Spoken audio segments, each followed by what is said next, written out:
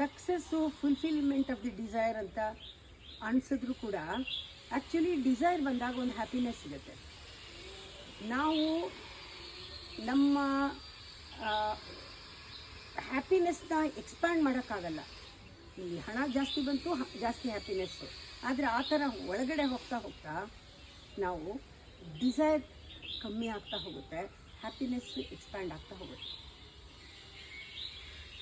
Finally U see the progressive expansion of the state of happiness. ಇದು ನಿಜವಾಗ್ಲೂ super success.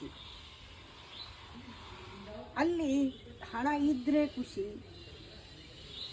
ಹಣ ಇದ್ದವರು ಎಷ್ಟೋ ಎಲ್ಲ ಇದ್ದವರು ಕೂಡ ಮಿಸರಬಲ್ ಆಗಿದ್ದಾರೆ. ಆದರೆ ಇಲ್ಲಿ ಹಣನೂ ಇಲ್ಲ, ಇಲ್ಲಿ ಮಿಸರಿ ಅನ್ನೋದು ಮಾತೇ ಇಲ್ಲ.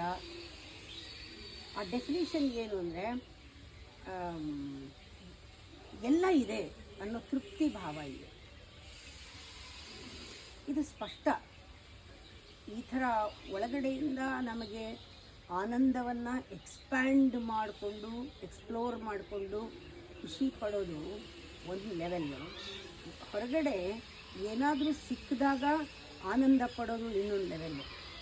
ಜಾಸ್ತಿ ಜನಕ್ಕೆ ಈ ಸಕ್ಸಸ್ಸು ಅದು ಅರ್ಥ ಆಗಲ್ಲ. ಯಾಕೆಂದರೆ ಇದಕ್ಕೆ ಡೆಫಿನಿಷನ್ ಇಲ್ಲ. You have to experience it. ಇದನ್ನು ಡಿಫೈನ್ ಮಾಡ್ತೀರಾ, ಈ ಸಕ್ಸಸ್ನ ಇದು ಸಿಕ್ಕರೆ ಸಕ್ಸಸ್, ಇದು ಸಿಕ್ಕರೆ ಸಕ್ಸಸ್ ಅಂತ. ಆದರೆ ಈ ಸಕ್ಸಸ್ಸು ಮೆಟೀರಿಯಲ್ಲೂ ಅಲ್ಲ, ಫಿಸಿಕಲ್ಲೂ ಅಲ್ಲ, ಎಮೋಷನಲ್ಲೂ ಅಲ್ಲ. ಇದು ಸ್ಪಿರಿಚುವಲ್ ಸಕ್ಸಸ್ ಅಂತ ಹೇಳ್ಬೋದು. ಆದರೆ ಅದಕ್ಕೂ ಮೀರಿದ್ದು ಸುಪ್ರೀಮ್ ಸಕ್ಸಸ್. ಇದು ಒಂಥರ ಒಂದು ಒಂದು ತೊಟ್ಟ ತುದಿಯಲ್ಲಿ ತಲುಪೋದು ಅಂತಾರಲ್ಲ, ಆ ಸ್ಥಿತಿ. ಅದು ಫುಲ್ಫಿಲ್ಡ್ ಸ್ಟೇಟ್. ಇದಾದಮೇಲೆ ಮತ್ತೇನು ಬೇಕಾಗೋದಿಲ್ಲ, ಎಲ್ಲ ಅದರಿಂದ ಹೊರಗೆ ಬರುತ್ತೆ ಆ ಸ್ಥಿತಿ. It's totally giving state, overflowing state.